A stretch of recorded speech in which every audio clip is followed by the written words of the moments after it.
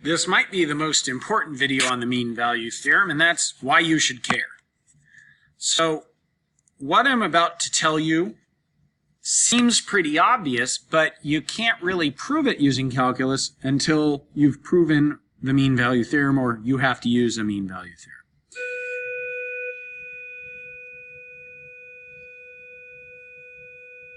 I hope that noise means I'm right. So make sure you understand what it means for a function to increase, and that is when you choose a larger x value, the new y value is larger. So let's say this is x1 and this is x2. Well, f is increasing on this interval for, oh, maybe we don't need x1 and x2. Let's call this a and b. Because any new larger x value, the y value of f is larger.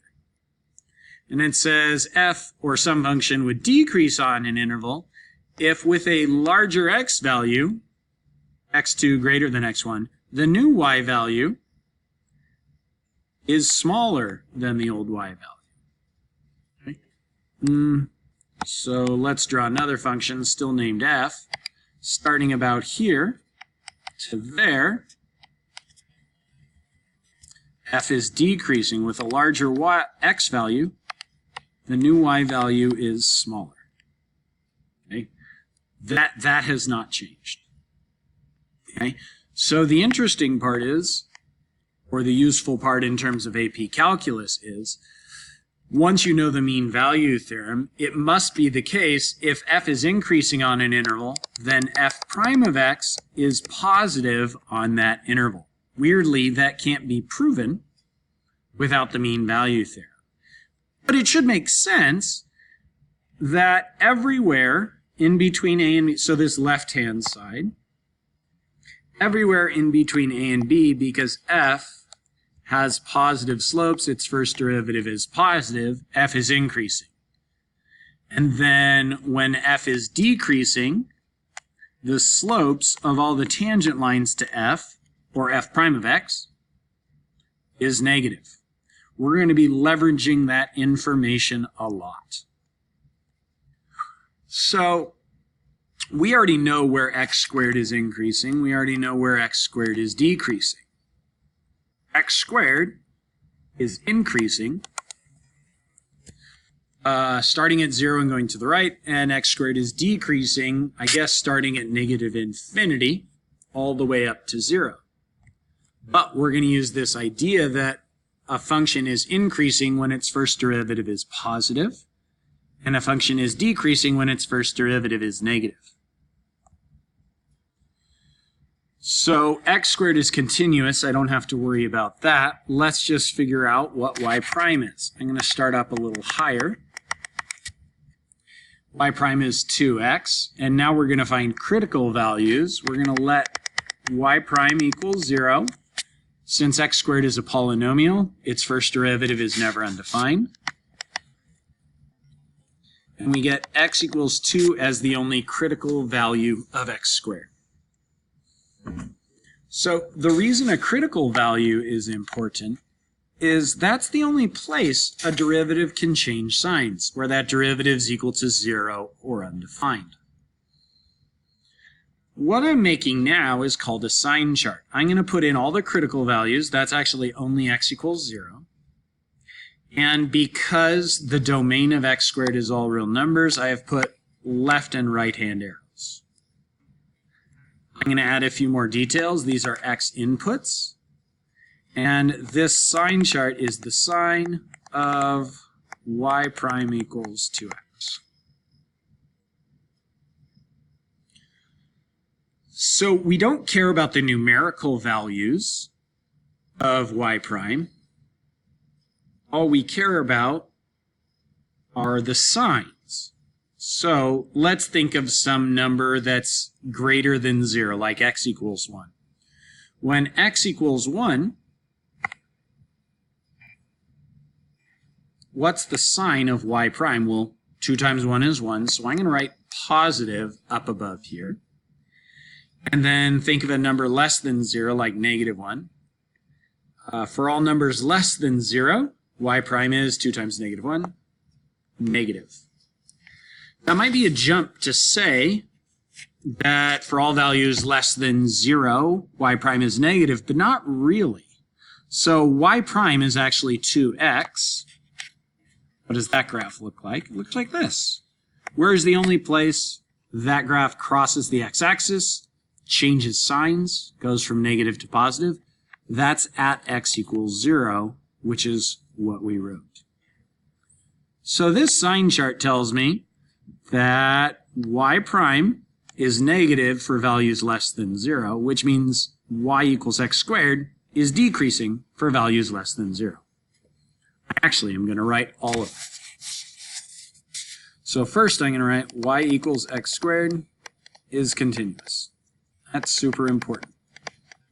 A function can't increase or decrease if it's discontinuous. Maybe, let's see, for all x. Y prime is greater than 0. That's an ugly y. Y prime is greater than 0 on 0 to infinity. So y equals x squared is increasing on that same interval. I can write the words on that same interval, but those are a lot of words, so I'm also just going to rewrite that interval. And look, that's what's true. This graph is increasing starting at 0 and going on to infinity. I also need to talk about where x squared is decreasing, but I don't need to restate continuity. Let's see, y prime is less than 0 on negative infinity to 0. So y equals x squared is decreasing on that same interval.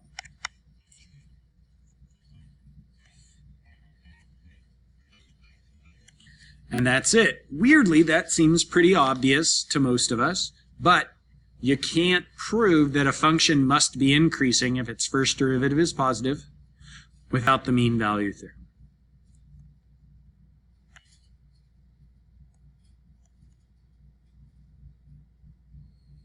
Okay, sorry, I had some extra pieces in there. Do you know what e to the x looks like? I think you do. And e to the x is actually always increasing. So hopefully we're going to find out when we do some work here that e to the x always has a positive first derivative. Let's see, y prime equals, oh my gosh, e to the x. That was super difficult. So let's let y prime equals 0. And we don't have to worry about e to the x being undefined. Let's see, 0 equals e to the x. Wait a minute. Where is e to the x equal to 0? Where does the graph of e to the x cross the x-axis? Nowhere. Okay, so we can do what we did last time and make a sign chart, but it won't have any critical values. So this is the sign of y prime equals e to the x. These are x values. And I'm just going to write a positive here because the sign of e to the x is always positive, or the graph of e to the x is always above the x-axis. How could I summarize this using words? Since y prime is always greater than 0, y equals e to the x is always increasing.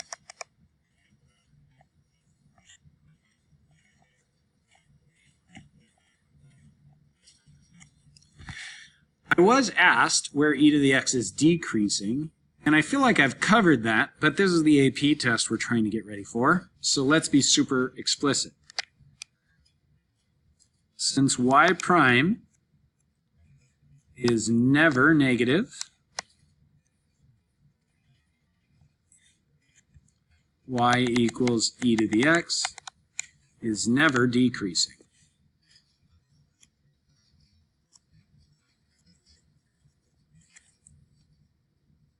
Okay, that's what I expected. Well, I don't know what this graph looks like. I'm thinking something about like that, but I'm not exactly sure. I do know about the end behaviors being correct. Well, 2x cubed plus 3x squared is a polynomial. It's continuous everywhere. I don't have to worry about that. So let's see. Y prime is equal to 6x squared plus 6x. Let's let y prime equal 0. And let's factor out a 6x and be left with 6x times the quantity x minus 1. X equals 0. X equals 1. Okay, so I guess 2x cubed plus 3x squared has two horizontal tangents, one at 0 and another at 1. So I'm already thinking, I don't exactly know, I do know the y-intercept. Y-intercept is 0. And this thing's going to have a horizontal tangent at 0 and another horizontal tangent at 1. How do I know that? Well, a horizontal tangent is where a derivative is equal to 0. We found that the derivative of y prime, was equal to 0 at 0 and 1.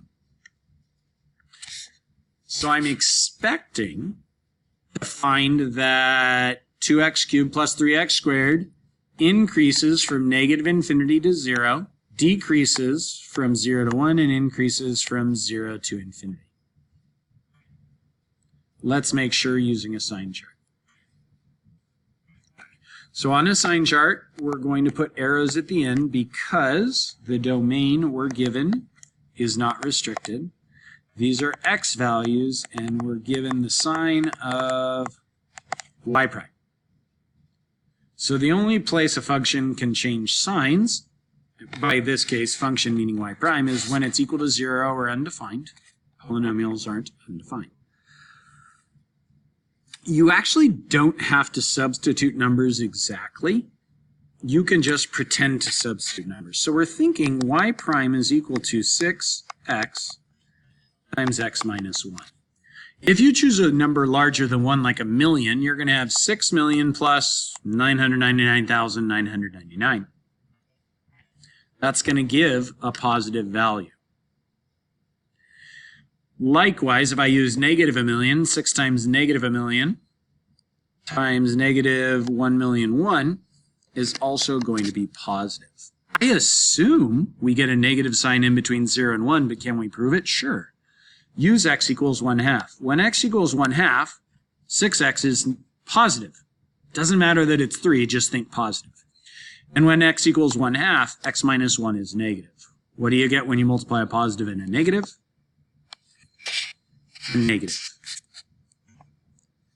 And so another trick you might like is when a first derivative is positive, that function increases. So we could draw like a positive slope down here, a negative slope, and a positive slope. That might help you out. Which helps visualize, 2x cubed plus 3x squared increases from negative infinity to 0, decreases from 0 to 1, and increases from 1 to infinity. Our job wasn't to just find that out. We also need to justify. We have a sign chart that helps us, but we do need to state what is given in that sign chart. So first we're going to say y equals 2x cubed plus 3x squared is continuous.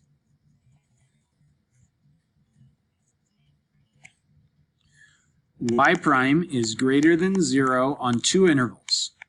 Negative infinity up to 0, union 1 to infinity. So y is increasing on those intervals.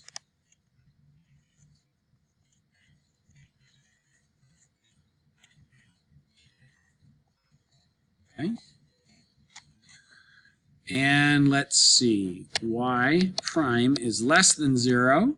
Starting at 0, going up to 1, so y is decreasing.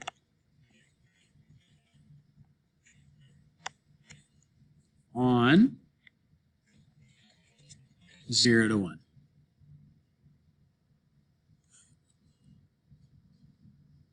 I'm not happy with that. because these aren't names, I think we should go back and write in y equals 2x cubed plus 3x squared, y equals 2x cubed plus 3x squared.